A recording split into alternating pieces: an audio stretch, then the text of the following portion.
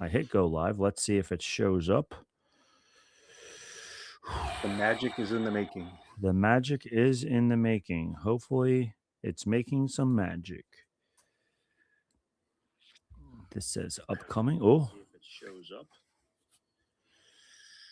The magic is in the making. The magic is in the making. Hopefully, it's making some magic. All right. You just sound a little faint. I don't know if you can. Okay. I'll get closer. Yeah. Okay. Yeah, I can do that. Excellent. All right.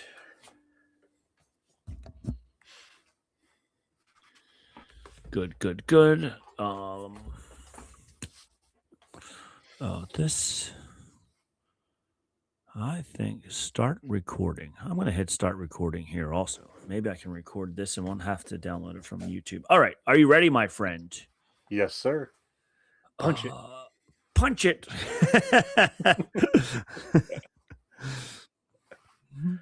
But was it that Lando said, "Buckle up, baby"? I think so. Yeah. That's funny. And I like the punch it. That one's also funny. Punch it. I'm trying to think if there was anything good. Oh. I don't know. I'm trying to think of a good opening. I can't think of a good opening that I can reference from episodes 9 or 10 real fast. How about it's just a big surprise? There we go. All right, let's just start with that. All right, we'll do that. On this episode of Bantha Milk Podcast, it's a big surprise. I'm back. Ken's here.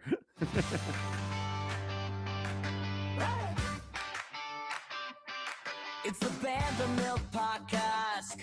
Yeah! Pour a glass of that blue milk, we know it's gonna last. With Rob and James behind the controls, discussing Jedi, Sith, and all the plot holes. Every week we're back, can't be denied. Got the hot takes flowing and the canon clarified. Go!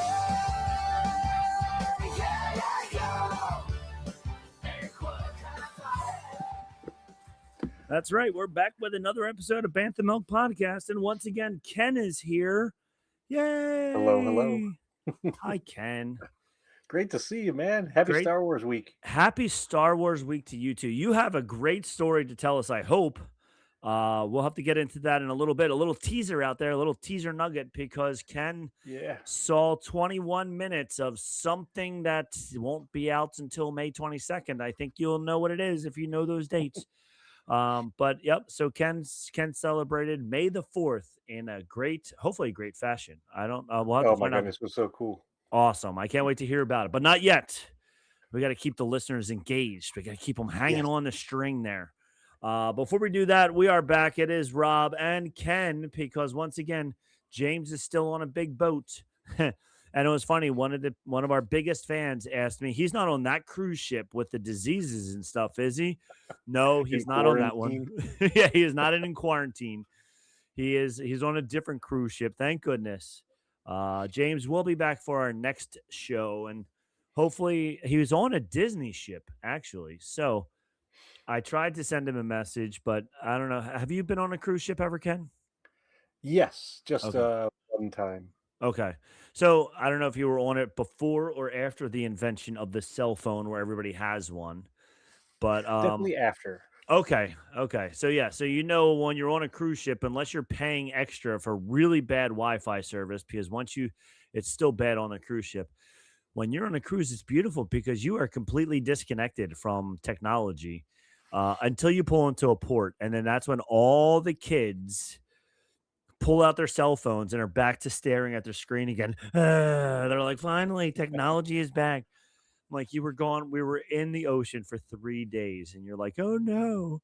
But yeah, so I tried to send him a message to see if, since he's on a cruise, on a Disney cruise, if they have Disney Plus, and if he was able to watch any episodes of Maul, but he did not get back to me. So I don't know if he didn't get the message or if they don't have Disney Plus or what, but we'll have to find out whenever he returns from his long boat trip miles and miles away. But until then, Ken is with us from, if you look at his shirt, if you're watching on YouTube or if you're not watching on YouTube, the rambling Star Wars fan, my man Ken is back. Now, do you think he didn't get back in touch with you because he was worried you were going to send him on a souvenir hunt? Tell them to look for rubber duckies that are hidden all Yeah. over the ship. Yeah, no, I think actually, probably knowing him, like he put his phone down and he said, I'm not even going to look at this for 2 weeks. So, which is awesome because that's the way to go. When you go on a cruise, that's what you need to do for sure. So, before we start, since this is Bantha Milk podcast and we talk all about the Bantha Milk, do you have any Bantha Milk over there on your end of New Jersey? Just a little bit of blue milk in my Jedi mug. That is a nice Jedi mug you have there. I do like that a lot. I went back to the Langenkugel's summer shandy again because it felt a little warm today. So I was like, nothing like a good old summer shandy. I didn't want Yeah, it was what, the. 60 something, 66 degrees? Yeah, yesterday was even nicer. I mean, yesterday was beautiful. It was like 80 in New Jersey. Our Eric from the all the other shows on the Ears Up network, he lives in Colorado and he sent us pictures. It was snowing in Colorado yesterday. So He yeah, can keep it. yeah, he can keep it. We get just enough snow here. That was the one thing that I love Colorado. It's so beautiful. We went on vacation there, but we were there in like July, so gorgeous. I wouldn't. He said they've had snow as early as August and all the way into like May. It's May now, and they still have snow. So no, thank you. Yeah. All right, let's see if I get any noise out of this. Just a little itty bitty bit. Yeah. All right. I didn't even bring a glass down today, so I'm just drinking it straight out of the bottle. So cheers to you, my friend. Cheers to you. Cheers to you. Mm. Some good old summer shandy. Can't go wrong with a little summer shandy. All right, before we get into Ken's story about what he did on May the 4th. Star Wars, the other shows on the network. Ears Up, the main show, of course. Puny Pod. They just did their April rundown, their April review. The Buena Vista Boys are back with some new review of old Disney movies. Fantasyland Draft League. James and I's show should be dropping any day now. Well, it was all about Star Wars. He said he was dropping it in May. It's now May the 6th, and it still hasn't dropped yet. Get on top of that, man. Come on. I want to see some Fantasyland Draft League, but I don't see it in my podcast. Yeah, maybe he's waiting for the catcher. Ides of May. Maybe he's waiting for George Lucas's birthday. Who knows? Yeah, But a little it's present to him. yeah, it's coming up very soon. All us Star Wars nerds, all in there talking all about Star Wars stuff. So enjoy that very much. And of course, the Supreme Resort. Those guys are always talking about who's the Supreme Resort, and it's always Disneyland because if it's not, I think Dan will cry or something like that. I'm not really sure. So, before I get into my Star Wars news reports, you tell us your news of what you did on May the 4th. Well, May 4th was pretty cool because my supervisor was kind enough to let me celebrate it. And what I mean by that is I dressed as Supreme Leader Rilo Ken. So I brought my Kylo Ren helmet. I wore my Kylo Ren costume. I welcomed like 30 new employees to the organization, and I led the whole thing dressed as a Star Wars character. So that was super fun. That is super fun. Anytime I have an opportunity to dress as a character, it always makes me happy and brings me that great joy. Yes. I love it. And then later, so I was facilitating that session in Cherry Hill, New Jersey, and right around the corner, maybe 10 miles away, was a theater called Cherry Hill number 24. It's a big AMC theater, and they were showing 25 minutes of The Mandalorian and Grogu, sneak peek. And my wife came up. We ended up getting 2 tickets through Fandango, and there's about 50 Star Wars fans there. And I'm not going to spoil it. However, I will tell you 2 things. One, it looks freaking fantastic. Awesome. Like just absolutely fantastic. Second, it was in the IMAX theater. And I thought one of the cool things is, have you watched the movie in IMAX before? Yeah, they're huge. Okay. Yeah. You know how at the beginning, so they do all the trailers and all that kind of stuff, and before the movie, they usually have like an IMAX calibration film Okay. where they do a little countdown. Well, they Okay. did an IMAX calibration countdown, except it was Star Wars themed, specifically Mandalorian and Grogu themed. Oh, So we're that's watching like, awesome. wait a minute. It was I mean, there was Beskar in there, and the sounds that were going around the theater were definitely Star Wars related or Star Wars adjacent. And then they launched right in, dropped us in the middle of action, and it looks incredible. That's Absolutely awesome. incredible. And if the rest of the movie is like those 25 minutes, we are going to be happy, happy fans, and you'll want to see it probably at least 66 times. I love it. I love it. So was it the first 20 minutes that they showed you, or was it I like think so. That's what it okay, seemed to be. Yeah. okay. All right, cool. I didn't know if they were gonna show you like bits and pieces or No, like it was 25 minutes front to back. I mean, everything flowed nicely as if you were legitimately watching the first chapter of a show. awesome. Very cool. Well, I hope it doesn't spoil it for you when you go to watch it on Thursday before the Yeah. 22nd because you can go 20 minutes late now, I guess. You can be like, it's all Yeah. right. I already saw this. Yeah, I'll get some popcorn or more Yeah. popcorn or More maybe popcorn. some Exactly. pretzels. Yes. 100%. Well, that's awesome. Well, I'm glad that they didn't do like all these little segments and really make it, disheveled. And then you're like, as you're watching the movie, you're like, oh, yeah, I remember this part. And oh, I remember that part. So I'm happy if it was just the first 20 minutes. That's cool that you were able to, uh, they did it all in one take. So that's really, really cool. And Um, it's I I truly, truly, truly think watching a Star Wars movie, really actually watching any movie really on the big screen is something very magical and special. You can't, I mean, I have a very comfortable couch. I have mhm. a reasonably sized television um, with adequate sound, but there is no thing like a movie theater sound system where the bass of the music or the rumbling of the special effects makes your seat move. I can't get that in my living room. No, no, you can't. You need to have a much better system than what the average person has at their house to be able to get your seat to rumble underneath you like that. So, yeah, I definitely and I mean, even no matter how big your TV screen is in your house, it's still not the size that you're gonna have at a movie theater. So it's way better. And like movies are shot to be seen that big, so you want to go see it that big. So yeah, I agree. I can't wait. I have tickets already. I'm excited for it. It's gonna be a good time. It's going to be a Are you good going on time. Thursday or are you going on Friday? We're going on Thursday. We have tickets, I think, 8 o'clock on Okay. Thursday. Um, Okay. so we're going then. We'll probably the past 5, 6, 7 Star Wars movies. I forget how many we've seen there, but we've seen it twice. Everyone we've seen twice opening weekend. When Okay. there was the big push for 3D, we would see it once normally, and then a second time we would see it 3D. I'm happy that that genre is pretty much done and over with because there was only like two scenes in the movie that looked extra cool in 3D that didn't look cool, in regular 2D.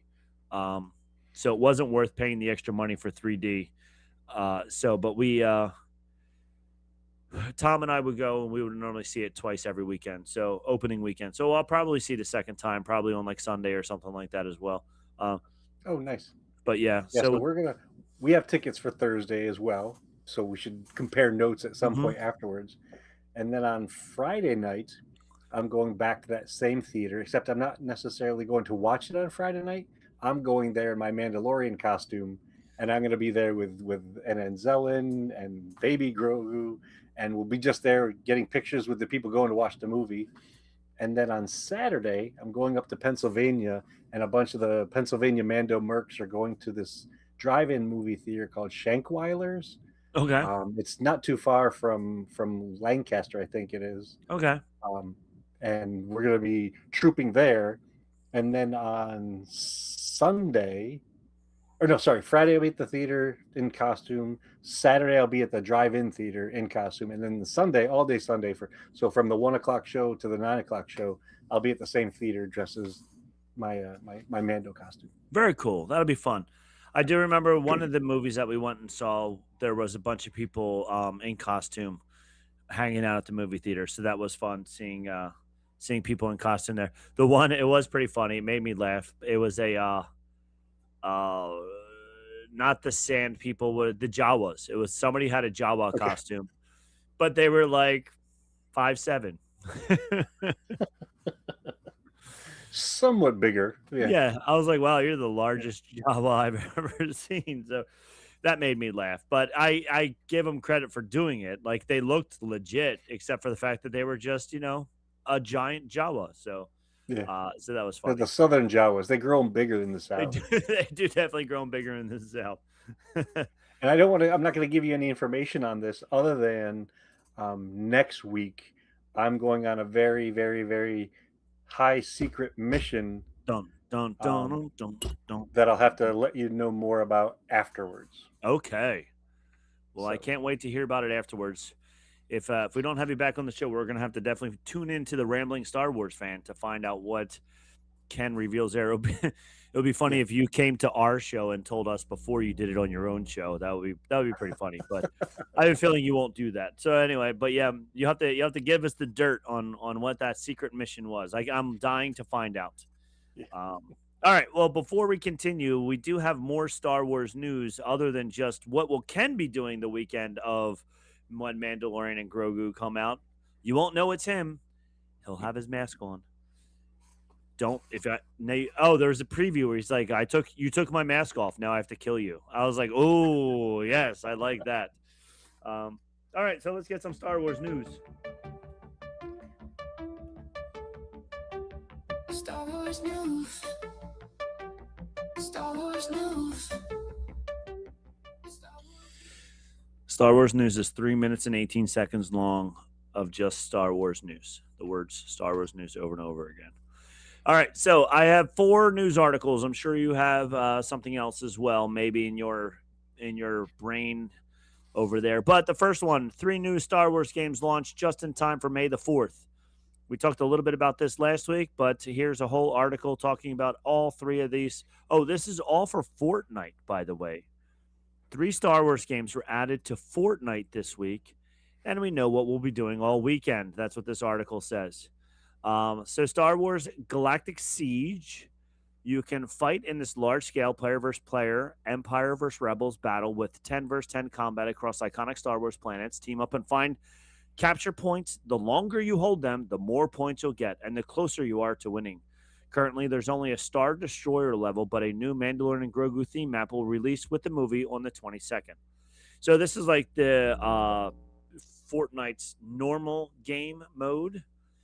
But instead of the normal game mode, it's all Star Wars themed. So that's pretty cool. The second version of it is called Star Wars Droid Tycoon.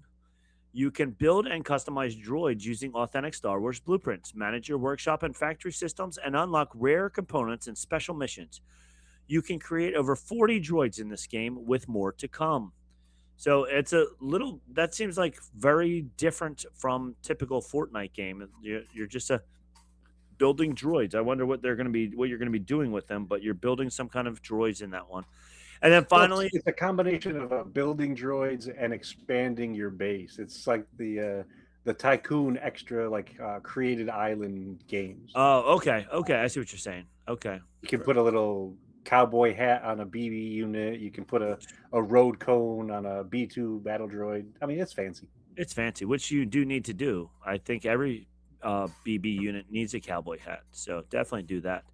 And then finally, Star Wars Escape Vader. We talked about this. I don't know if I talked about it with you or if I talked about it with James, but this is one that I did preview this a couple weeks ago. Star Wars has its own horror game in the 4-player co-op game Star Wars Escape Vader. You'll hide, run, and try to survive the terrifying Sith Lord Darth Vader. You play as a group of rebels who infiltrate a Star Destroyer to recover intelligence and resources, but come face to face with Vader himself. You'll work together to escape while being relentlessly hunted. That's not all. This couldn't be a Fortnite collab without new skins. You can grab Anakin and Ahsoka in their Clone Wars looks, the Mandalorian in a pen and ink style skin, and a BDX droid sidekick. The Captain Phasma skin from the previous Star Wars event will also return for a limited time. So that's it. If you're still playing Fortnite, which they still have about a couple million normal daily users, where they had millions of daily users before. It's still hanging out there. But if you still play it, there's all new Star Wars versions of it that you can play now. So maybe that'll pull some people back in who are Star Wars fans. At least for a little bit. I don't know how long it's going to be there, but I would imagine for the Yeah, month of May. yeah. The nice thing is, at least with the skins, is if you when you download them and keep them, you have them. So Yep. even when the game changes and it's no longer the Star Wars game, you still have the old skins that you might have. So I know, like, I had the Mando skin from the very first time they had the Mandalorian, and my son, who still plays it every once in a while, he can still play as the original Mando skin. So that's pretty cool. This is interesting because I was wondering this would be worth it or not, and if it would be a financial uh, good idea or bad idea. And I think it's more probably not worth it, but we'll see. The Force is driving modern Star Wars cards to new heights. For years, the biggest Star Wars card sales were anchored in wax from the 1970s to the early 80s. Did you have the old Star Wars Topps baseball cards in the 80s? I had a handful of them. I didn't get the whole set, but I did have some of them. Yeah, I remember I had them as a kid, and I remember my uncle Danny used to come over every week, and he would just like hang out at the house, would talk with my parents, and they would just chill out every Tuesday or Wednesday, whatever. And then he started bringing my brother and I like little gifts each week, and just started bringing us like baseball cards, and then he started bringing us like Star Wars cards and whatever. So I had a whole bunch of Star Wars cards, which of course, I did a great job of taking care of them and keeping them, and I have no idea where they are anymore. But had I been smart and held on to them, who knows? They might be worth about $20 now. But yeah, and it's funny. Collectively, not individually. Yeah, the whole set would be worth $20. Um, but if you can find some of them from the original ones in the 70s, it said that Luke and Leia, I think, were just brother and sister, not twins originally in one of the cards. So they did either change. George Lucas changed his mind, halfway through, or they just were making stuff up and didn't know what they were talking about, or everything wasn't completely worked out. But I remember that one of the cards said that they were like just brother and sister and not necessarily twins. But anyway, if you had any of those old cards, some of them might be worth money. The 2015, mine were way older than the 2015. I had the A ones in the 80s. But the 2015 Topps Star Wars Chrome Perspective Jedi vs. Sith Super Frac. That's easy for you to say. Super Fractor. Mark Hamill signed 1/1 card, sold for $32,100. What? Yeah. So now here's what they're doing now. The ones from the 70s and 80s, if you have them in mint condition, you can get 5-figure sales for some of them, because they are so rare, because there's none of them left anymore, because everybody did like I did. Their parents threw them away when they got older. And when you turned, a teenager, or even like you go off to college, your parents say, if you don't get rid of this stuff in your room, I'm throwing it all away. And, college kids are like, bah, throw it away. I don't care. And now as 50-year-olds, we're all like, darn it, if I had all those cards. But anyway. Or your action figures. Or your action figures. Yeah, any of those. So those older cards, the 50-year-old cards and stuff like that, are worth more now because there's not many left. So this is what Topps is doing now. And they're also they do it with a lot of things. Their football cards, their baseball cards. They even have right now Disneyland 70th anniversary card sets. But built into the sets, they have all the normal cards. Then they have some holographic cards, which they're a little bit more rare. But then they have all of these 1/1 cards, So they'll have a card that in this case was signed by Mark Hamill, but he only signed one card. It wasn't 1,000 cards. It wasn't even 100 cards. He only signed one card. And they have all of these one-off cards. So all of these one-off cards are now becoming worth thousands of dollars. So the I really, really confused by cards. I mean, whether it's action figure cards or movie cards or baseball cards or even Pokemon cards. From what I understand, it's a little bit of colored paper, Mhm. same size as the other ones that are Mhm. also bits of colored paper. But this one is $1,000 and this one is 16 cents. Yes. Yeah. It's what's printed on the card that matters.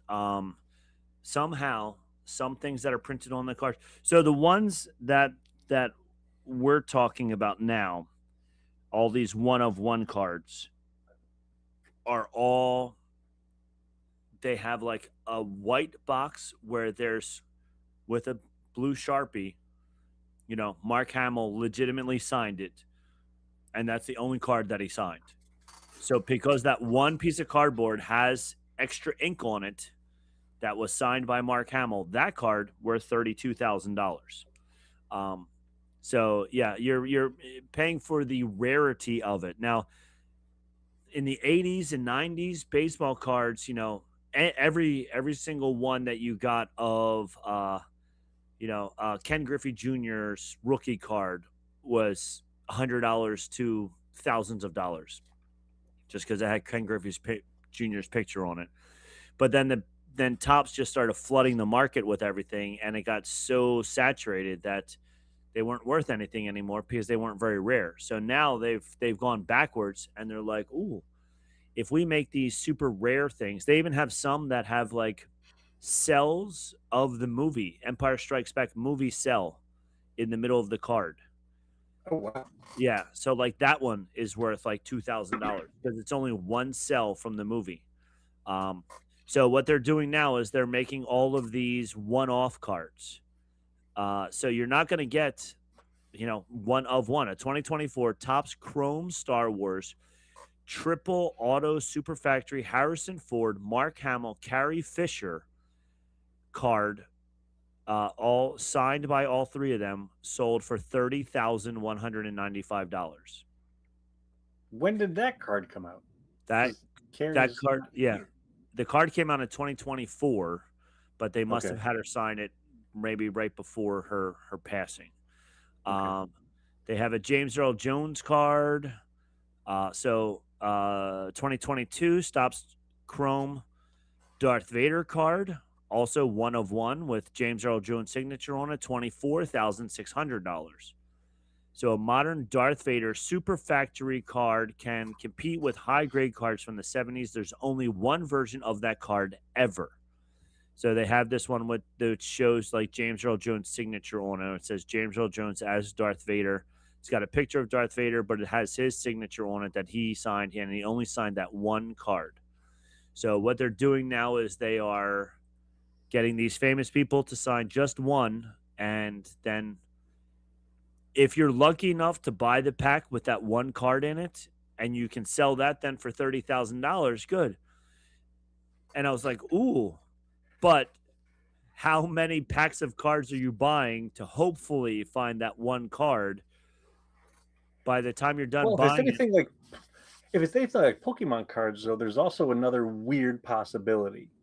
So we went to a what's it called, a TCG trading card, TCG trading card game convention, or whatever, and or a show a it was in a mall in Woodbridge, and this one vendor had a box. It was a shipping box, the actual shipping box from where they come from in Japan, and inside that shipping box were boxes of packages. Mm-hmm. So it's a shipping box with boxes, and inside those boxes were packages of cards unopened. Right. Yeah.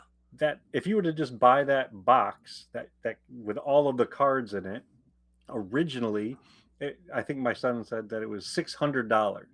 Okay. but because of the card line or whatever, that box with the boxes of the packages, this vendor was selling it for $10,000, and you don't know what's in it Right. because it's the Yeah. box of boxes of Of packages. boxes So of packages. Yes. it could be all low end cards, or there could be some fancy cards in Right. there. But it's You're it's, it's you're like weird buying it. gambling. Yeah. Oh, it is. It's 100% is. And then I was watching some other guy. They have these like online websites that you can go to where you can um sorry, my computer for some reason I have to my computer just is not plugged in. It's about to die. Hold on one second. Okay, But you can sure you thing. yeah, I'll be right back.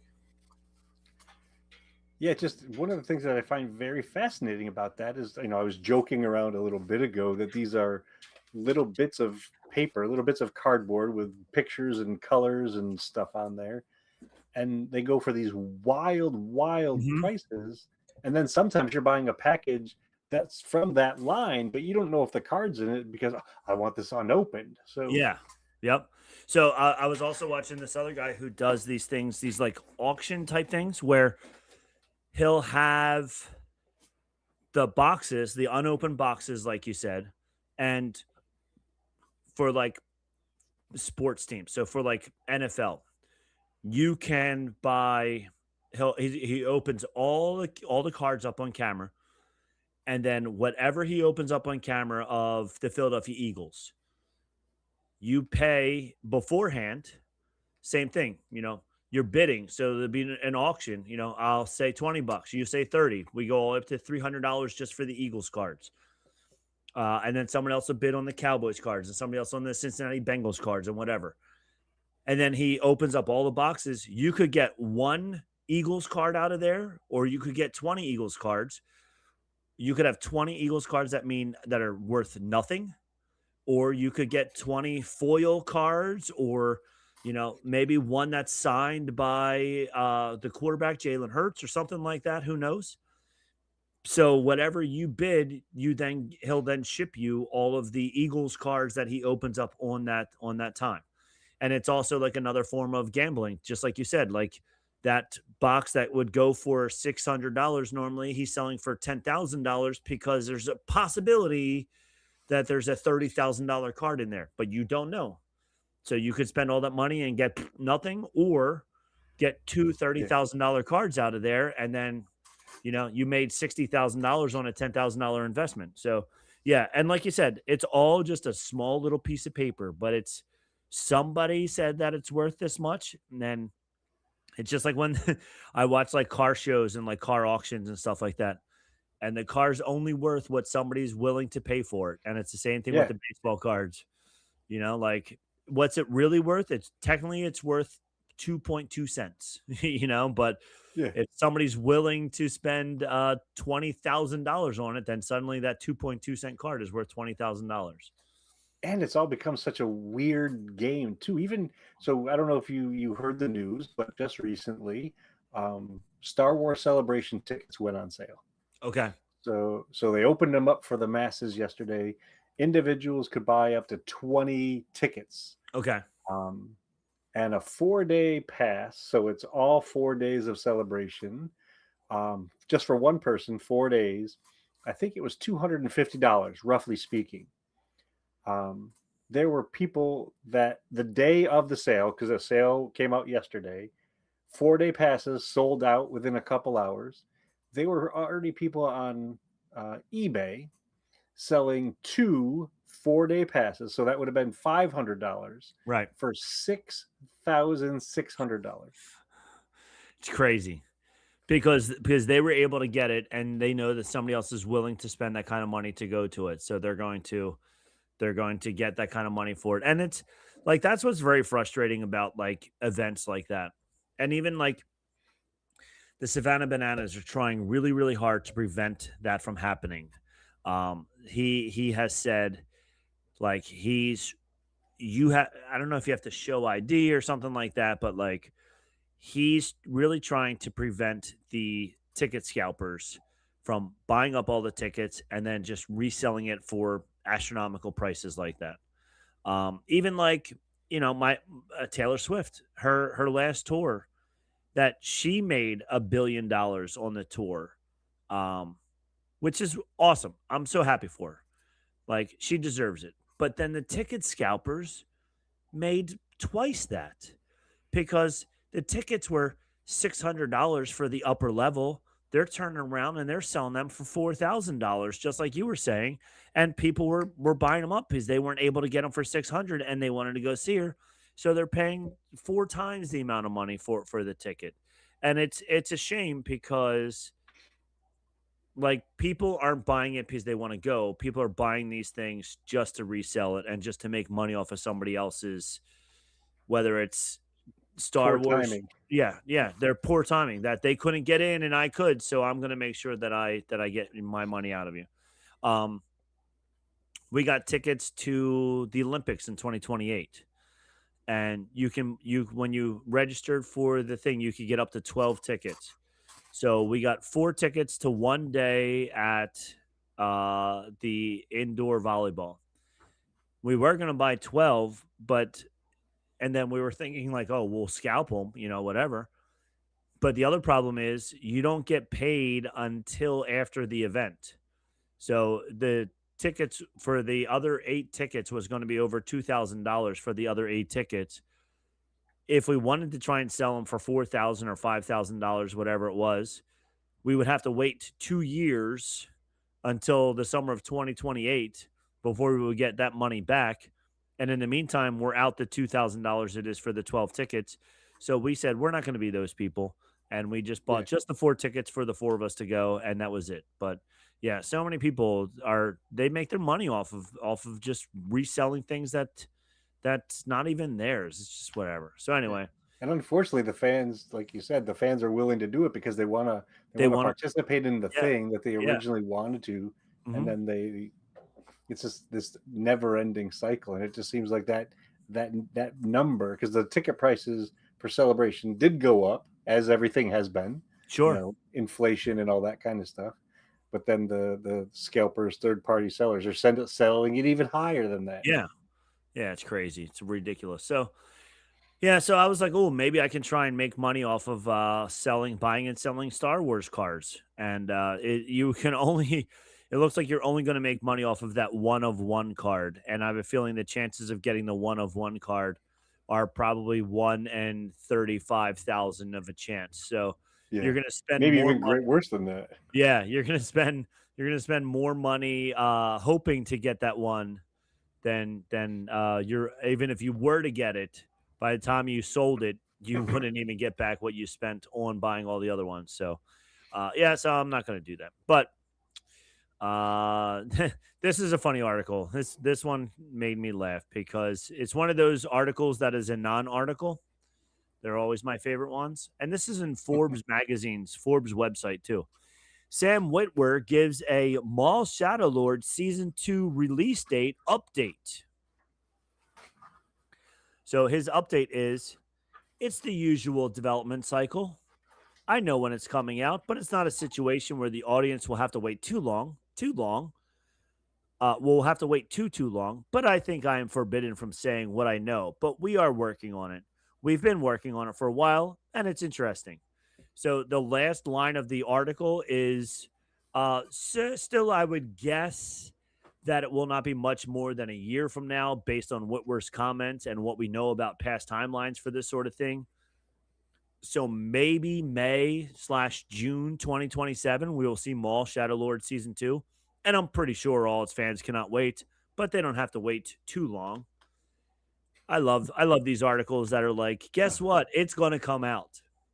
And I wrote a whole Maybe. article about it. Maybe I wrote a whole article about it, and there's ads on here, and you clicked on it, and I just made money off of not telling you a damn thing. And I'm like, super, thanks for wasting all of our time. So we know no more now than that Billy Madison. We are all dumber now than we were when we started this debate.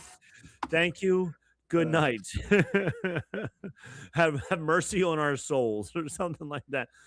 I So mean, it yeah, could have been even simpler than all that. It may come out sometime yes, it in may the come out future. in the future, sometime in the future. Yeah, so they're basically saying all of the animated shows come out about every year to year and a half apart. So we have a year to year and a half to wait. Thanks. Thanks for your insight, pal. All right, and then this article is pretty neat. This is Maul Shadowlord just set a Star Wars IMDb record. Maul Shadowlord has just aired its final 2 episodes this week, and the highest scored Star Wars project ever has now achieved something similar with audience scores for its finale. That has now added up to a Star Wars IMDb record, edging past even the previous best show in universe history. Released in batches of 2 episodes a week, Maul aired its pendulumit entry, whatever, its last entry, and its finale rated a 9.6 and a 9.8 respectively. The latter ties the season 2 finale of The Mandalorian. And the only 9.9 ever is courtesy of the Clone Wars grand finale. But in terms of overall score, Maul Shadowlord has taken the crown over everything else. Yes, even that show. Here's the list. Maul Shadowlord overall score 8.7 out of 10. Andor 8.6. Mandalorian 8.6, Clone Wars 8.5, Rebels 8.1, Tales of the Jedi 8.1, Bad Batch 7.8, Ahsoka 7.4, Book of Boba Fett 7.1. I thought it would be lower. Tales of the Empire 7, Star Wars Vision 7, Skeleton Crew. I like Skeleton Crew. I would give it higher than the 7. Skeleton Crew got a 7. Obi-Wan Kenobi also only got a 7. I think maybe people were expecting it to go a different way. Maybe that's why it got so low. Obi-Wan Kenobi 7. And the Acolyte came in at a lofty 4.3. Wow, that's a big jump. That Or is a big big jump. jump. Yeah, wow. Yep. So Maul Shadowlord overall score from the whole season 8.7 on the critic scores, which I agree it was awesome. Well, and according to that article, it's not done. Right. Yeah, because in a year, year and a half, or some other time, we may see a second season. Maybe. Maybe. So, although they have contracted a second season, so we will see that. Although they had the whole what was the movie that they had? The Ben Solo was it Ben Solo? Yeah, the hunt for Ben Solo. Yeah, the Hunt for Ben Solo. Everything was written, it wasn't shot, was it? No, it was just written. It was pre-production, I thought. Pre-production, yeah. And then they said, never mind. What was the other one? It wasn't a Star Wars movie, but there was No, it was a Star Wars movie. There was going to be a Boba Fett movie as well by Josh Trank. yeah. Yeah. I don't know how far they got down the path of that. And if we're talking about things that were made that we'll never see, do you remember Seth Green? Yeah. Oh yeah. From Robot Chicken and everything? Yep. Well, they created an entire show where this was created, filmed. I think they had 1, maybe 2 seasons done.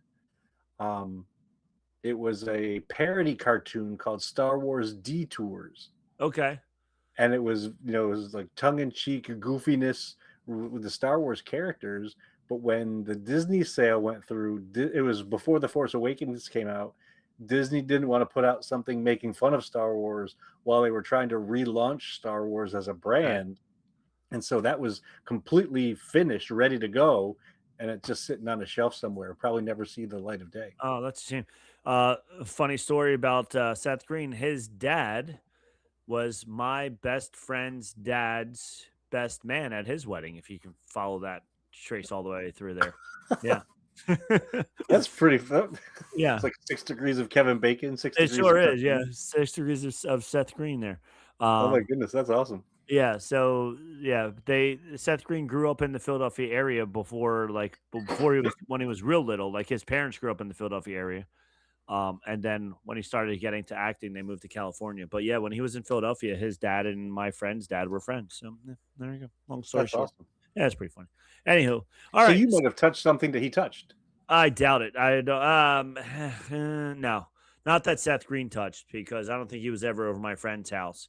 I Okay. think just the dads were friends or whatever. Like, yeah. So I don't know. Did But you ever yeah, get a high five from the dad? I never did. No, Oh, no. because if you got a high five from the dad, he probably got a high five from Yeah, Seth yeah. Green's dad.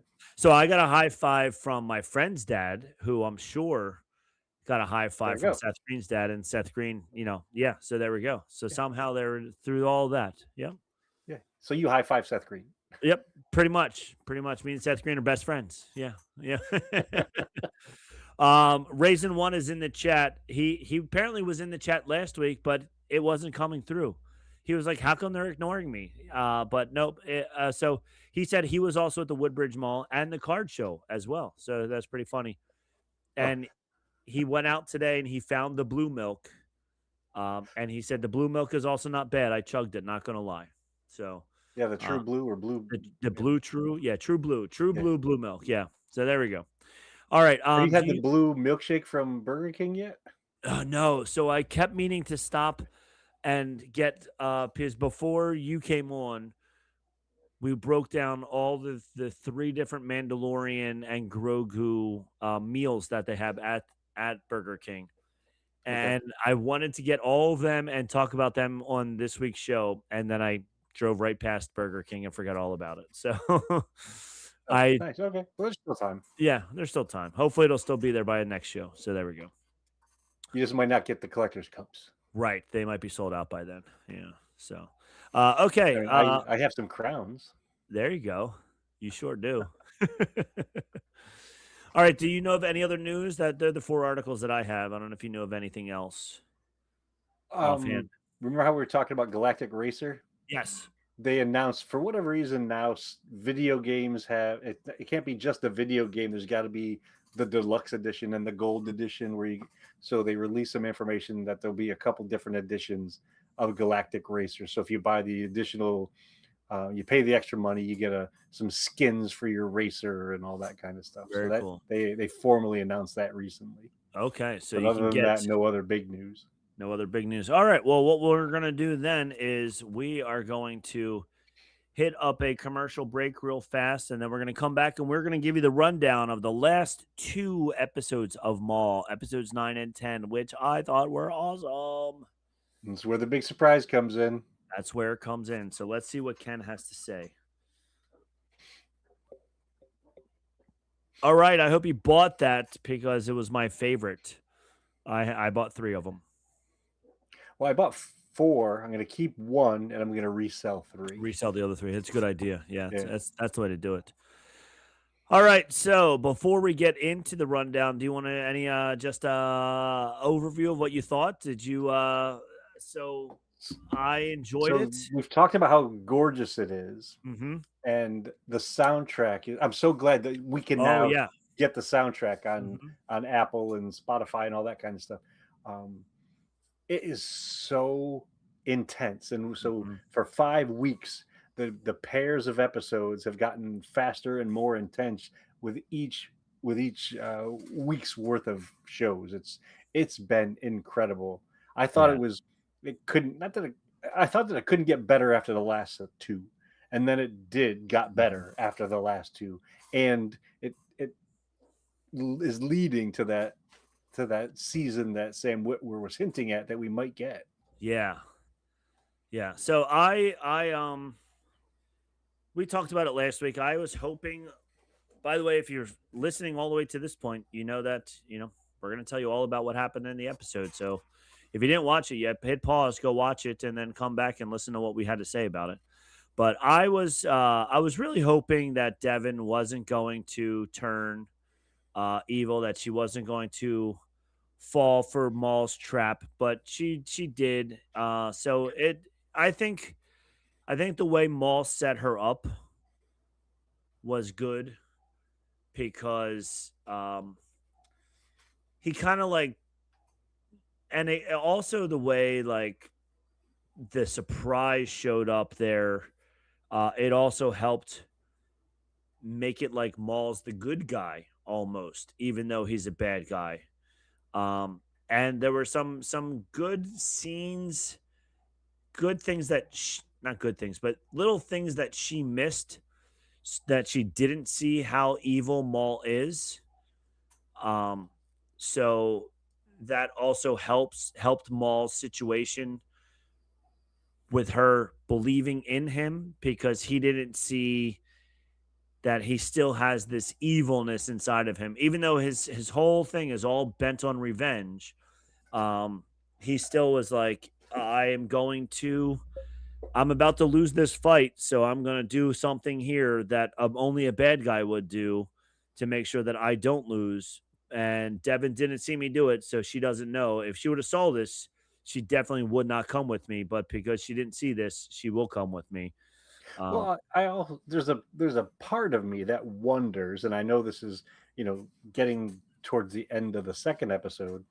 It makes me wonder if there's a sense of not arrogance, but that's the only word I can think of, that Devin just really wants the training, and maybe she believes that she won't go full dark side. She'll just learn the skills. I mean, even if we go back to um, Revenge of the Sith, when Anakin was trying to find out how to save Padme, I think he may have thought that he could just learn that skill yeah. without going to the dark side, Hmm. which is part of the seduction of it all, part of Yeah.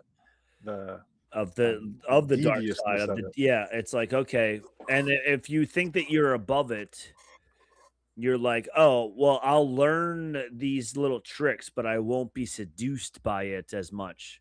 So maybe that's what she's thinking as well. I hope. I still think that she's going to, now that she did this. I don't know. I think she's going to go full tilt bad, but whatever. We'll see what happens. All right, so let's. I'm going to start off the whole rundown with the start of episode 9. So stop me anytime and say, "Ooh," jump in there. Uh, Sure thing. but we start with a second Imperial class destroyer appearing over Janix. Even more Imperial dropships landing troops, and notice that there's human troopers in there. Even in this series takes place just a year after Star Wars: The Clone Wars, we did see how the Empire slowly phased clones out.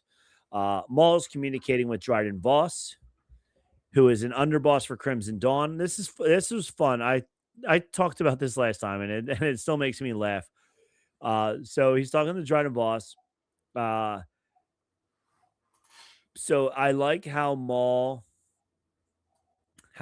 Dryden Voss comes up to him and is like, "Look, I want you to help me. I'll help you get off. You help me, and you'll put me in charge." And I'm like, "Yeah." And then you're gonna pull a Robert California and take over the whole organization from the office.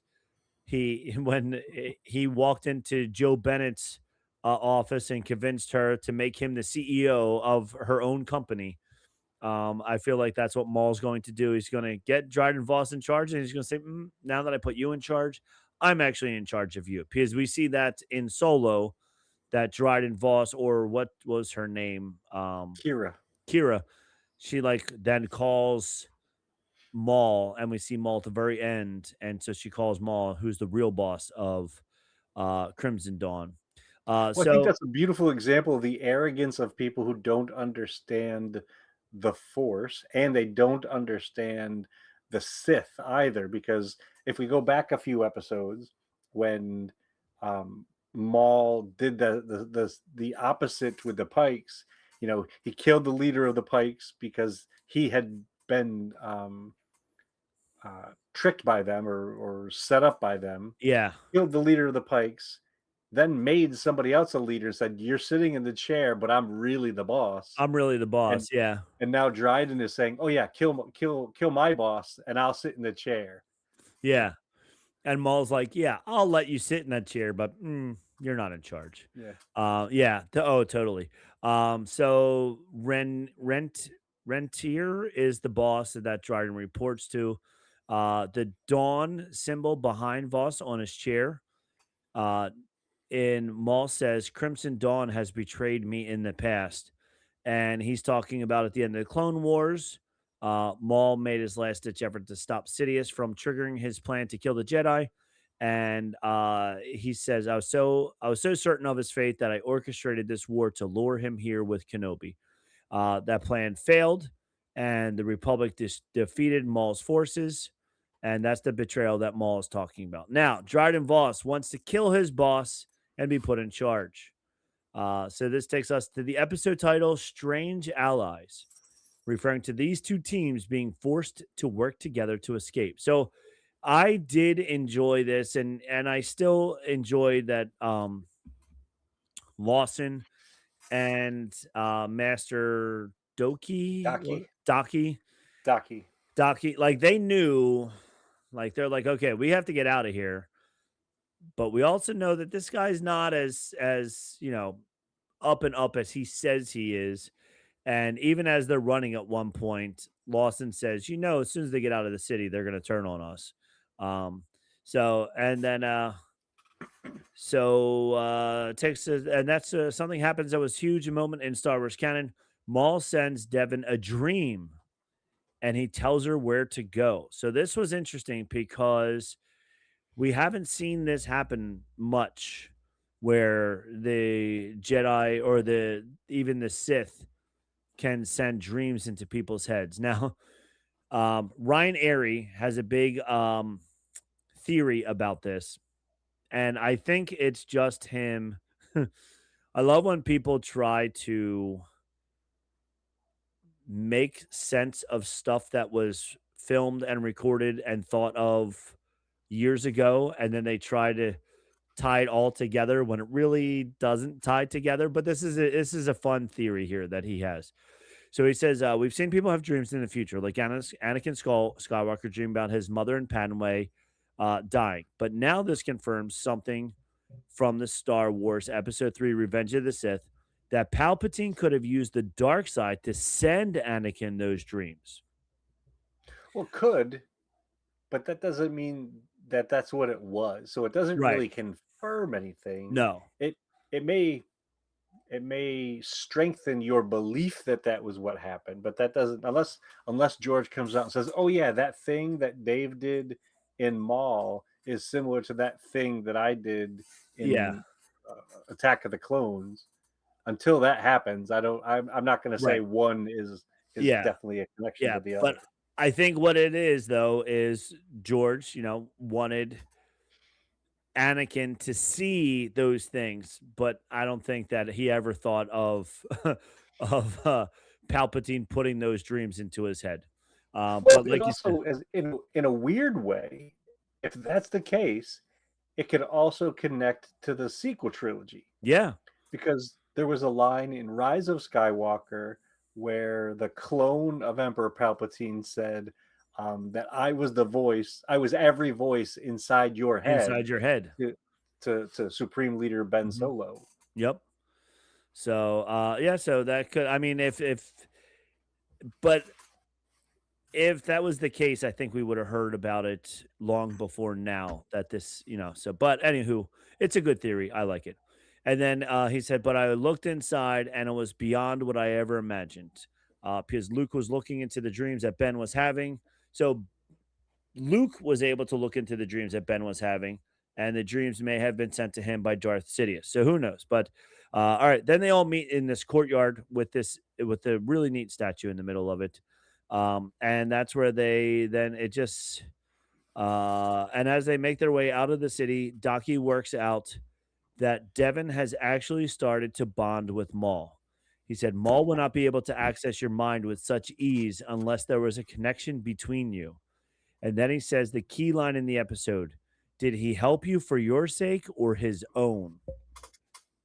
Which is a good line because we all know Maul is one of those guys that is not helping anybody for anybody's sake other than his own. So outside the entrance, and all-terrain personal transport is patrolling. They're the persecutors to the all-terrain, or the priests. They're the priests. I can't even read right now. They came out before the earlier model. The earlier models to the all-terrain scout transports from the original trilogy. And when Spybot is jamming communications in this the sign says signal jammed. Then we go to a fight that shows why the Emperor has to wipe out all the Jedi. His forces would have been useless against an army of Force users. So this fight scene was awesome. Maul drags his saber to the ground to gain attention while he shakes off his bum leg. I love we were talking about that last week, how he kept like banging his leg the way Kylo Ren was, hitting his chest.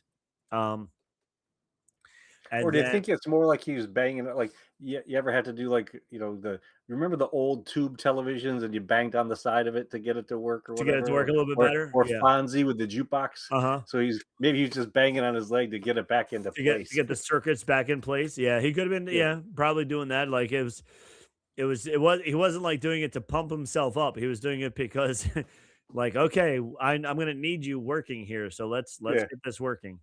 Um and then it was awesome. Even lines like just remember what I taught you. Conjure up a whole backstory where we understand that Lawson at some point taught his kid to shoot. It says a lot about their relationship and his value as a father.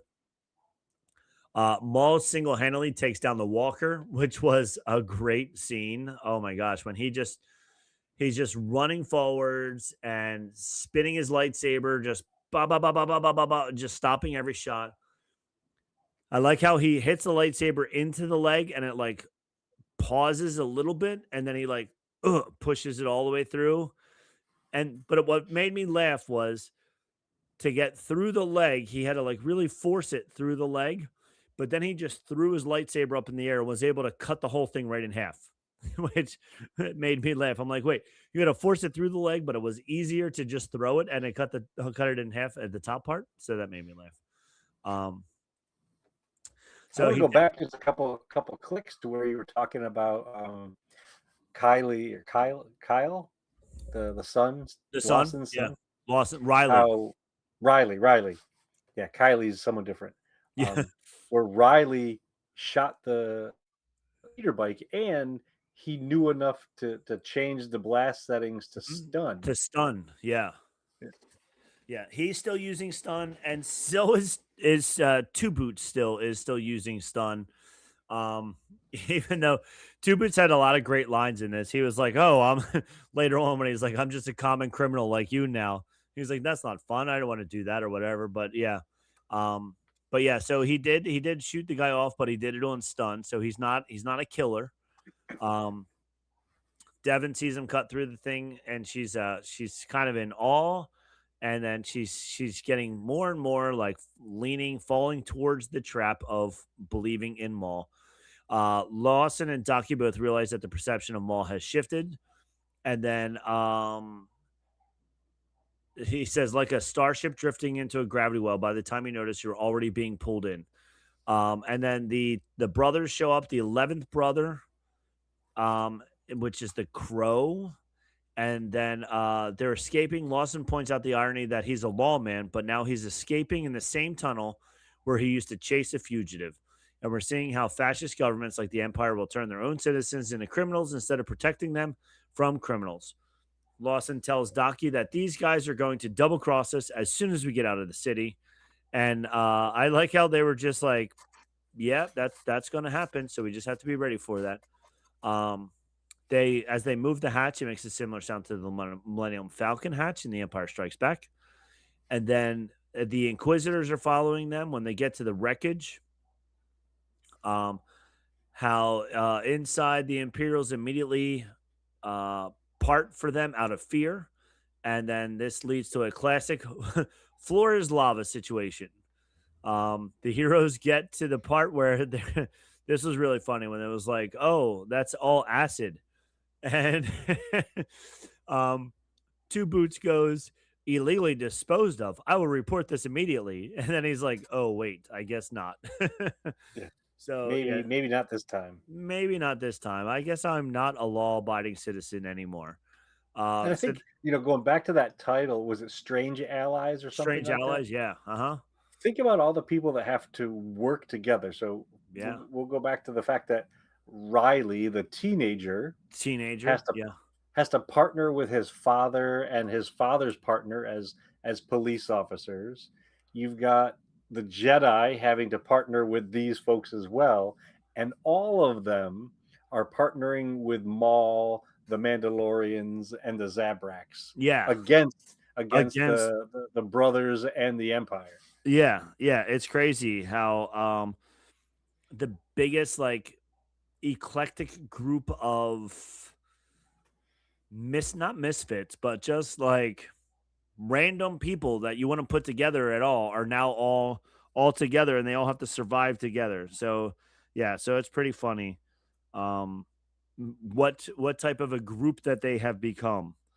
Oh, Um and to throw even more into that, you've got the smuggler, the guy who's really oh the yeah. animated version of Joe Pesci, Yeah, the little Joe Pesci character. He's still running yeah, around with them also. Yeah. Ludo Vario. Yeah. So they're definitely not the typical gang that you would see running around together. Um, so then they now need to figure out how to get across this acid bath. And Riley says, "Can we use that?" And they're like, "Nope, that thing is old." But oh, there's another one all the way over there. So then the Jedi use their Jedi Force powers to pull it closer. They turn it on, but it's so small, only two people at a time can go. So this was interesting because you have Maul, the bad guy, the ultimate bad guy, going, "You guys go first. I will stay here and protect you." Once again, helping Devin fall into his grasp. I know I'm not a bad guy. I want to protect you. I want to help you. So I think Devin goes first with Devin and Riley go first. Then they send it back, and then Two Boots goes over with the little Joe Pesci guy, and that's when Well, Two actually, Boots. it was the two Lawsons went together. Oh, the two Lawsons. Yes, okay, the two Lawsons went together. That's Yeah, right. because I thought the funny part of that is, Oh yeah, um, the son said, "Oh, at least you got to spend time together, even though yeah, we're yeah, being hunted and shot at, and we're shooting back, and things are exploding all around us. But hey, Dad, you don't suck as a dad as much as you think you do." yeah. He said, "This is the most time you and I have spent together in a while. You know, this is foreshadowing that something bad will happen." I said because they they're not going to say, "Hey, look at this! Look at all the cool times we're hanging out together here, fighting off bad guys. This is awesome." Without something bad happening after that. So, but yeah, they were like, it was a good father son moment. So they get over there first, then they send it back, and that's when Two Boots and the little Joe Pesci guy goes, and Two Boots goes, "I suppose I'm no better than you, a common criminal." And then he goes, "No, that is not a good thing." So Two Boots is like, "Oh man, what happened to me? I was on the good side, and now suddenly I'm a criminal and I'm running from the law that I used to protect for so long." All And because fighting against the law that I used to and protect. fighting against the law that I used to protect, all because he called him up and said, "We need your help here." And bam, all his fault. He is the Jar Jar Binks of this series. And then as they're going across, then you see the two Inquisitors come running in. They were like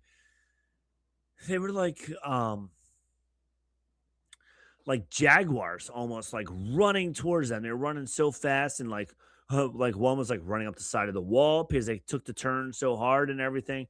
Then lightsabers are coming out from everywhere. Such a great lightsaber battle, as well as the Mandalorians and the Zabraks are fighting. Hundreds of stormtroopers just kept coming and coming and coming. And I'm like, oh my gosh, how many stormtroopers are following them? They're like locusts. They were like locusts. That's exactly what they were like. Um, and they kept fighting them off and fighting them off and fighting them off. But then one by one, all of the do you remember do you remember G.I. Joe, the cartoon G.I. Joe? You had Yes, like sir. all the main characters who all had their own identities, like I just remember Bazooka was my favorite guy. But like all the main ones had their own, they all were dressed differently. And then after them, there was just, 100 of the privates who all looked exactly the same. And the same Okay, thing with with no names. no names, yeah. And the same thing with like Cobra Commanders guys. The main ones were all different, but then there was just all these just like Cobra, followers, whatever. That's what all of these like the Mandalorians that were following that weren't red reminded me of were just like, well, we need 6 more people to kill off. So here's a couple of extra followers for you to kill off. Um, they really didn't have much individuality to them other than the fact that they just wanted to make sure they got paid. So it was kind of like those GI Joe characters, but yeah. So each one of those guys are dying off. The Zabraks, the one Zabrak, I wish I knew what his name was. It wasn't his There was brother. Icarus and Scorn, I thought. I can't Uh, remember which one was which. yeah, but the one that had like the knives, and he was throwing knives at all of them. And he's three at one time. He threw 3 knives at 3 different stormtroopers. They killed all 3 of them. And then like a couple of them like started to stand up again, and he just like grabbed them and just launched all of them into the acid pit and died, like sacrificed himself for the greater cause. So all of these other characters are sacrificing themselves as this is going on. Maul's holding them off, and he tells Devin and Doki to go. I will take care of this. So they use their force powers to jump because, of course, the skiff is broken now. So they jump, touch that, boom, go flying over. Um, and then just when all seems to be lost, Maul takes his 2 lightsabers and splits them into 2, fights them off a little bit longer, and then he also escapes. And as he escapes, the Inquisitors say, they're coming your way. And it's like, uh-oh. So we don't know what's going to Whose happen. way? Yeah, whose way? Whose way? Whose way? Who's coming to where? What's going on?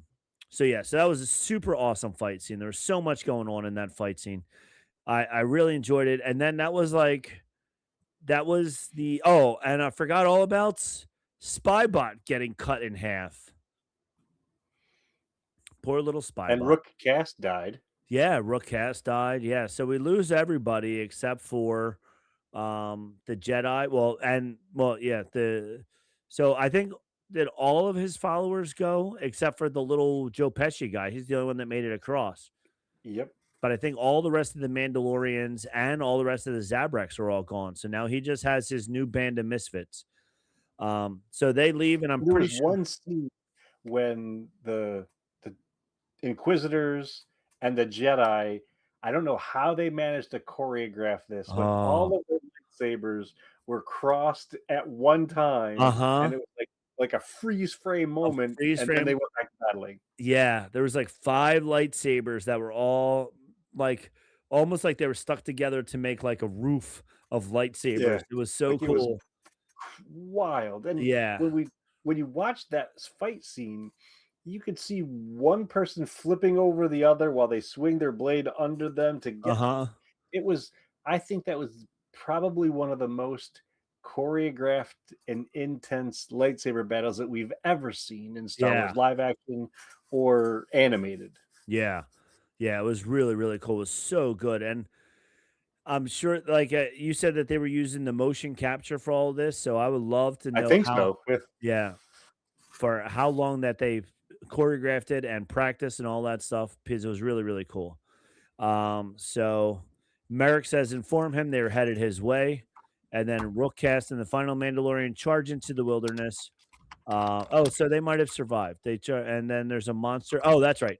So then they charge into the wilderness, and then there's a monster through the mist that seems to be eating them. It's like, oh no, they're like, and it's like, oh no, what is this monster?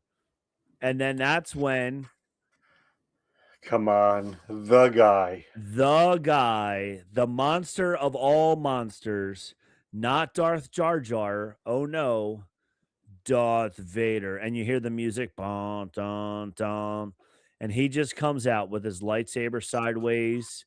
Oh my God, so awesome.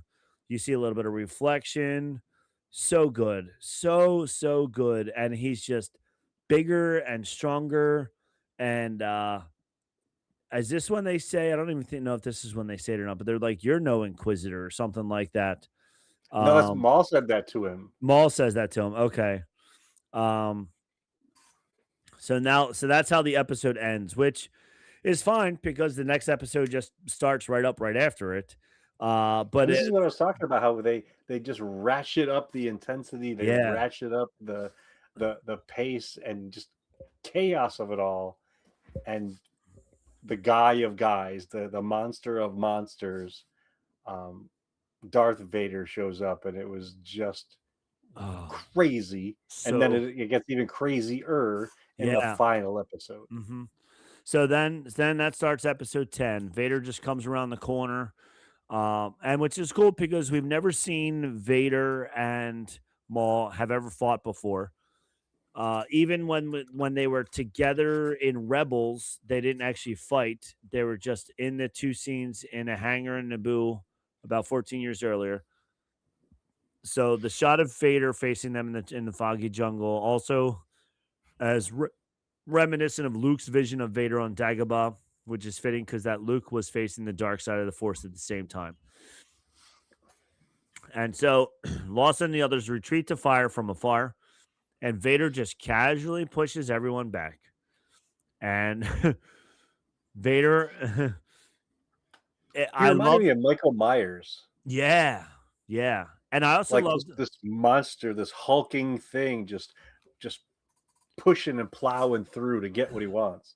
and I also liked what I liked a lot about it was when he needed to, he was definitely like doing a lot of lightsaber moves.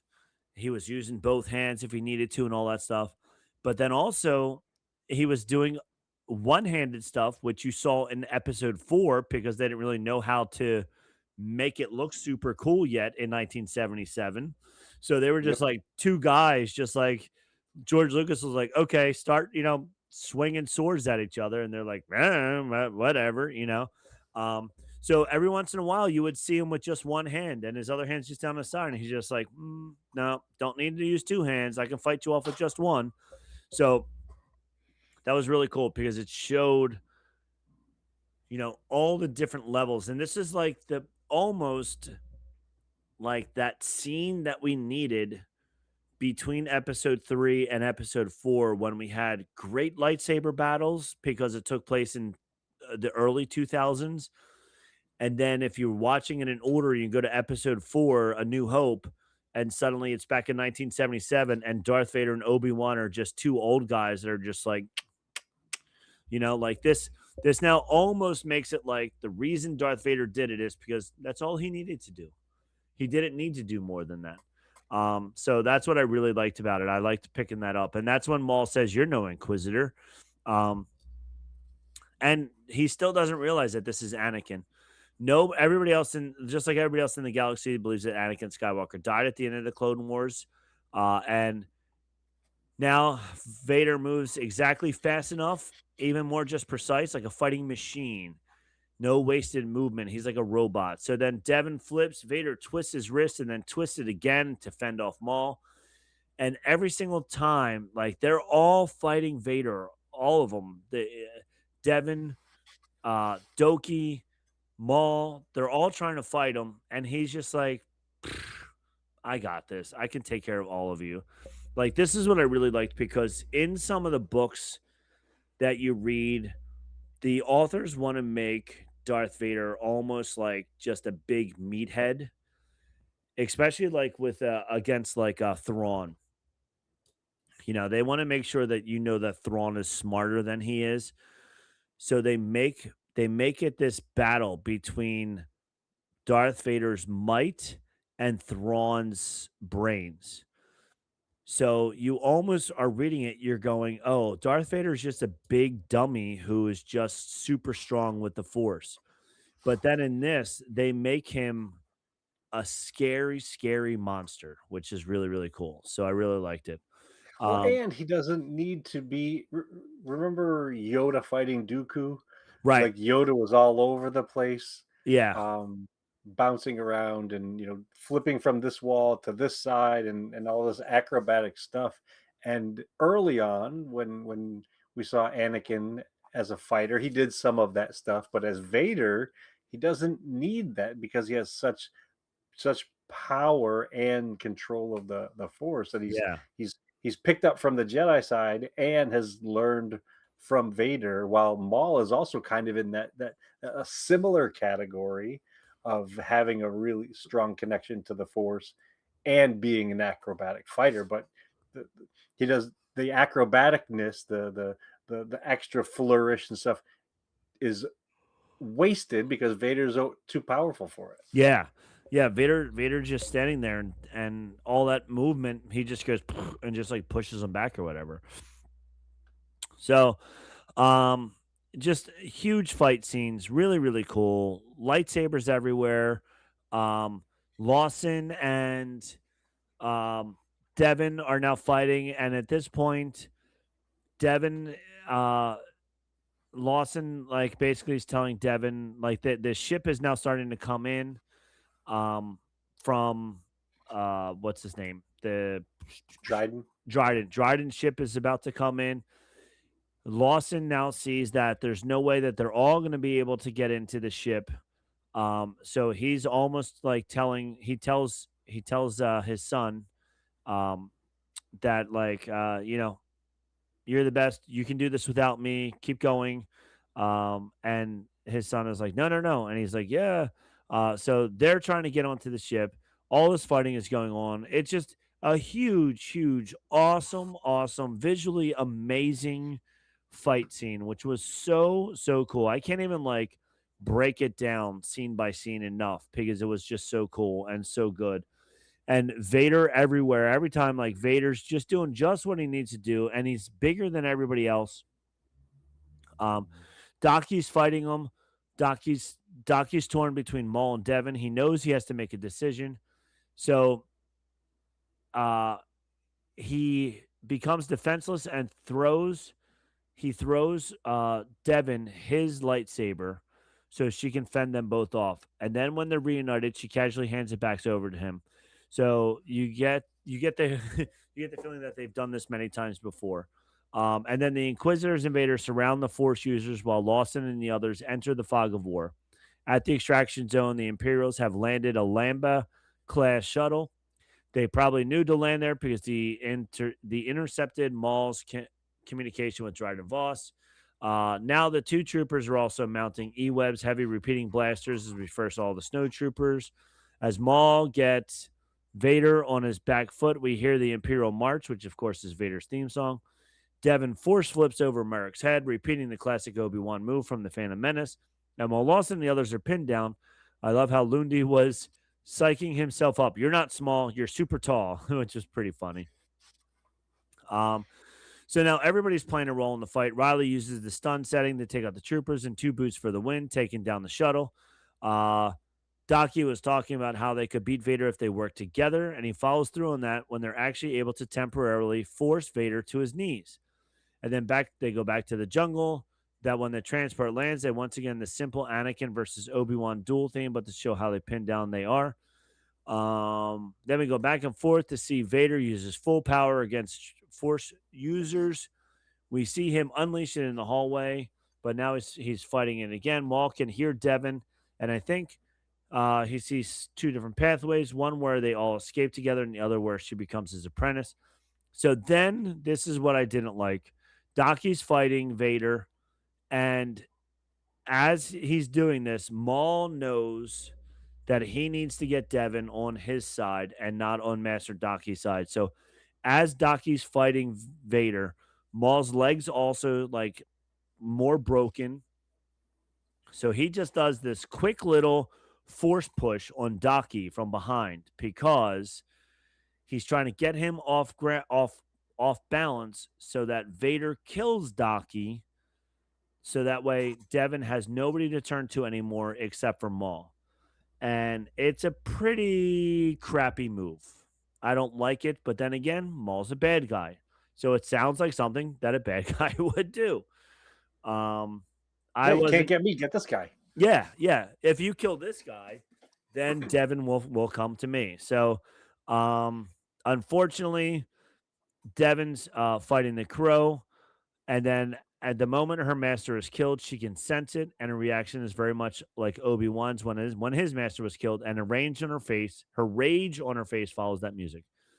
And let's think about this. Just like in um, Re- Return of the Jedi, where they were fighting on Endor and they were fighting in space, Hmm. and Luke was fighting Vader. There are 3 fights going on right now. Yeah.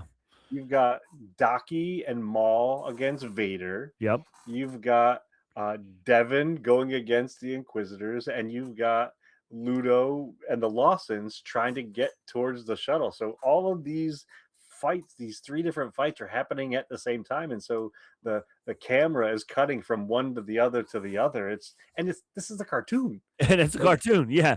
it's a cartoon. It's It's crazy how and it's super fast. super fast. All the movements are fast. It's not none of the fights are slow. Everything is fast. Even the non-force users, they're moving fast and they're moving and they're hiding and they're shooting and they're moving over here and they're doing this. And there's boxes on the ground of people hiding behind boxes. There's always boxes in Star Wars. In the Um, jungle. in the jungle. So then Devin sees Daki get killed. She screams. Then they go after Maul. Then drops the ceiling. Oh, Dryden Voss shows up. This is when the Lawsons start running towards it. But then Daddy Lawson goes on a suicide mission for his son. He knows that Riley could probably be safe if he was with his mother because she works for the Empire. So Lawson charges ahead, full steam ahead. He grabs the big Gatling gun and just starts taking everybody out until they start shooting him, and then he dies. Riley's on the ship. Dad, no.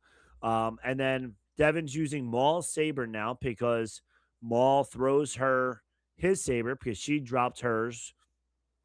So now she's using the red saber on top of it. So now you really know this is the signal. This is the sign that she has definitely crossed over because even though it's not her saber that she turned red, but she's using a red saber. So it's like, uh-oh. So she's using that. They're backing their way into the ship, and they finally get into the ship. They run away. They get into the ship, and then Maul assures her that we will get our revenge, just like his first line of the dialogue in the saga. At last, we will have revenge. Now, when they escape, Vader looks up at them in the shot that matches Maul watching Anakin escape in the Phantom Menace, and then. I didn't even notice this, but they said, did you notice that Vader didn't say a single word in the entire fight? I He was like, didn't need to. It was all action. it was all action. There was no time for anybody to talk. So then Riley and Devin mourn their fathers that they lost. And then Devin looks down at the red saber. She had one last chance here, but instead of choosing to go away, and it is interesting, like Riley's mourning his dad's death and he is sad and you can tell that he is not happy about what happened. Devin is mourning the death of Daki, but instead of being sad and internalizing it, she says, I'm ready, let's go. So now she is definitely going over and following in Darth Maul's evil plot to take over the galaxy one battle at a time. Whatever. Well, see, here's the thing, though. I don't think Maul ever wanted to take over the galaxy as much as he wanted to simply destroy Palpatine, and those aren't Yeah. necessarily No. the same thing. No. And this is many, many years ago, and I'm not sure if you ever saw the video where Freddie Prinze Jr., who was involved in Star Wars, Yeah, it was in was on Rebels. this. Yeah, he was, Kanan Jarrus, one of the Yeah. one of the great characters from that show. And he spent a lot of time working on that show and getting steeped in Star Wars stuff, spending time with George and spending time with Dave Filoni and stuff like that. Maybe not so much George, but definitely with Dave Filoni.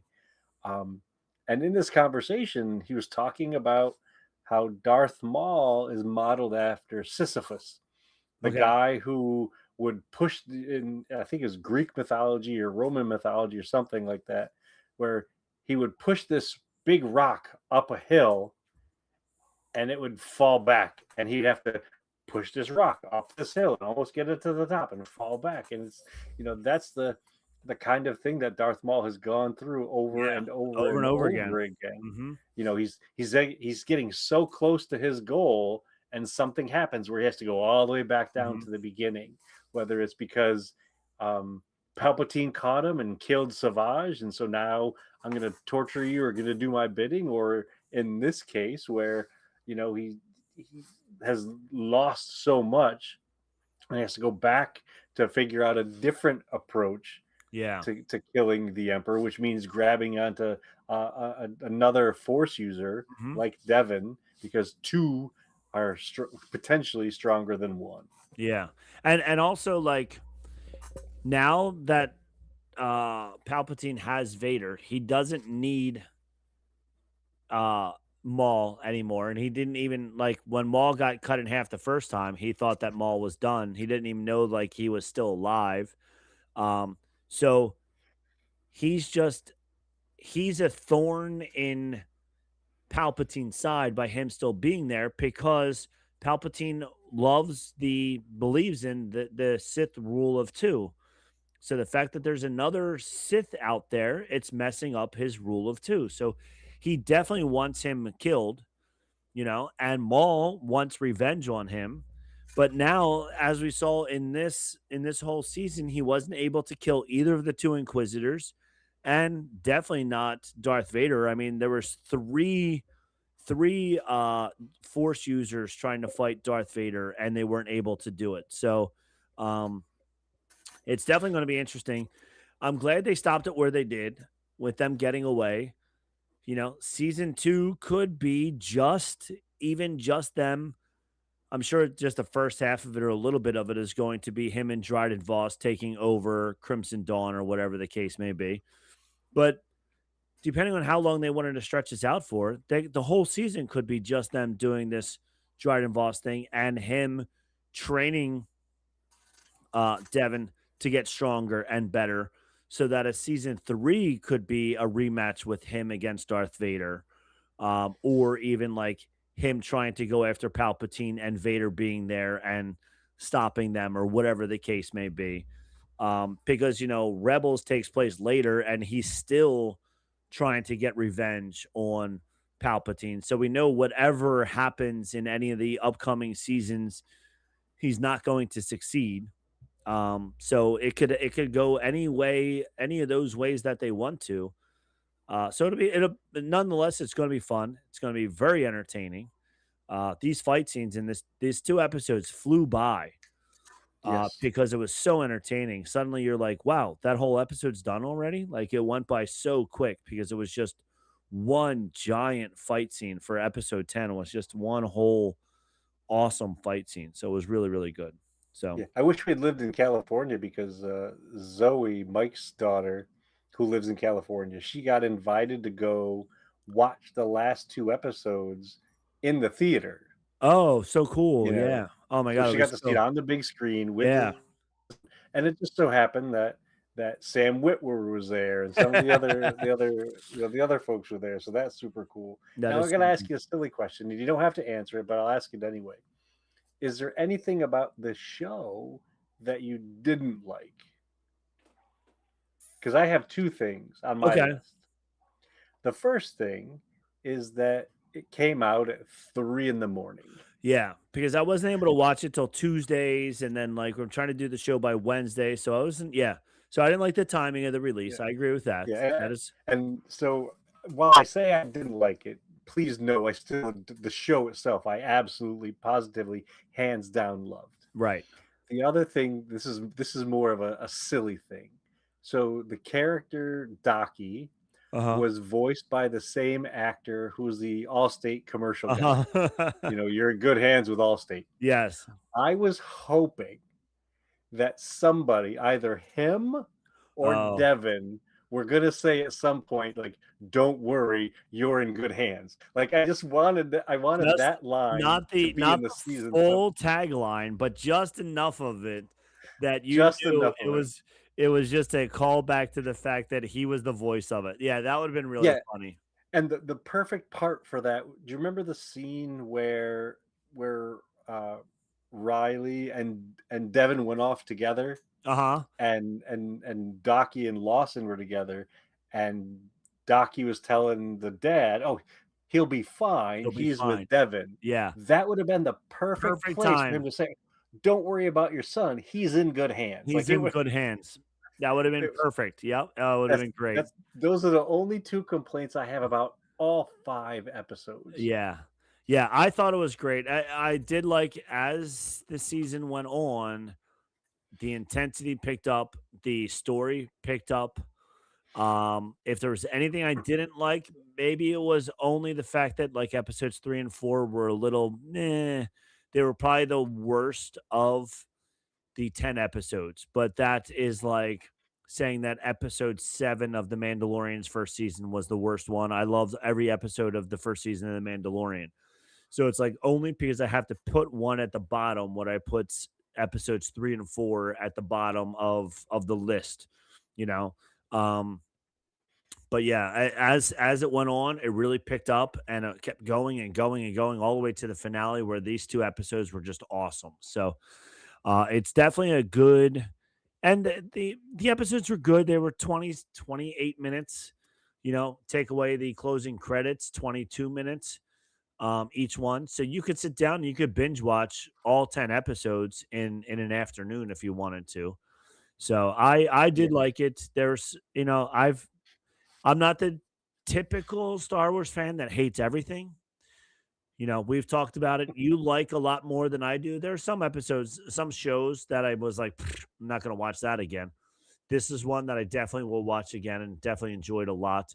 The animation was amazing. The painting, you know, how they made the painting on the face and everything was so beautiful. The fighting was unbelievable.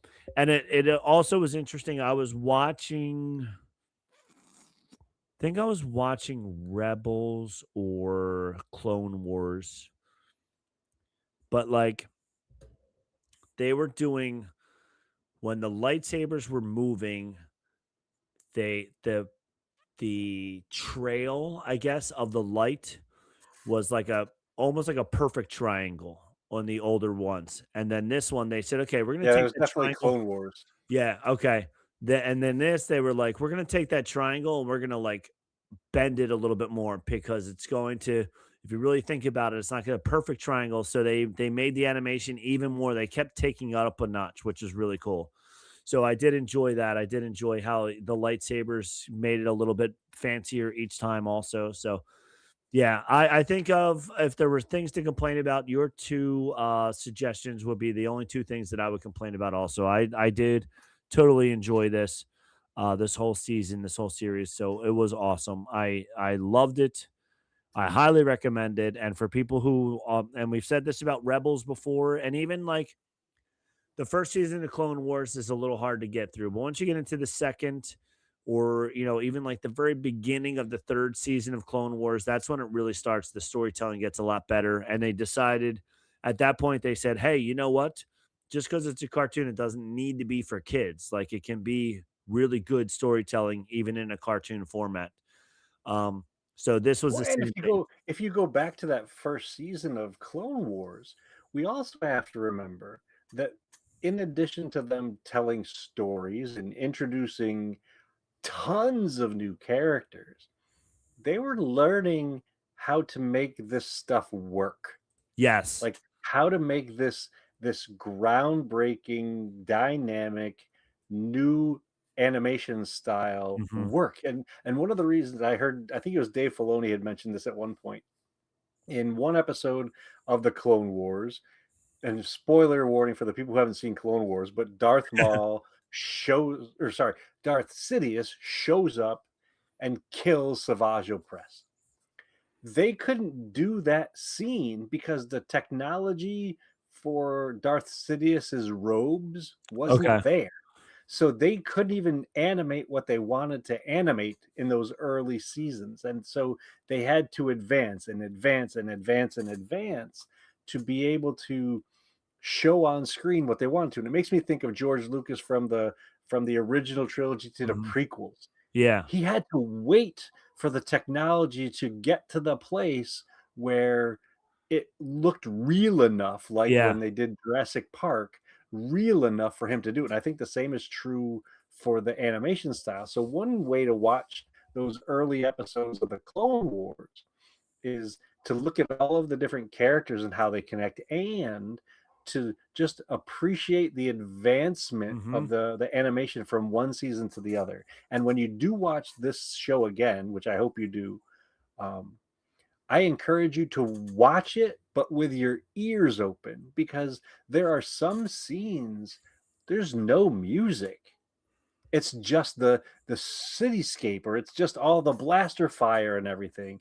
And then when the music comes in, it feels different. It's Yeah. crazy Hmm. different once that music starts to drop. And I don't know how music is made. I don't understand how someone can write squiggles on a page and hand them to musicians and say, "Okay, I want you to use this metal tube to make this music, and I want you to use those sticks on that thing to make this music." I just know how it makes me feel, Yeah. and this soundtrack just, it feels like it's coming in on top of you and crushing you, and just Hmm. overwhelming you with the sound, and it's Yeah. it's it's amazing. I think you should watch it at least 6 more times. 6 more times easily, maybe even Yeah. 7.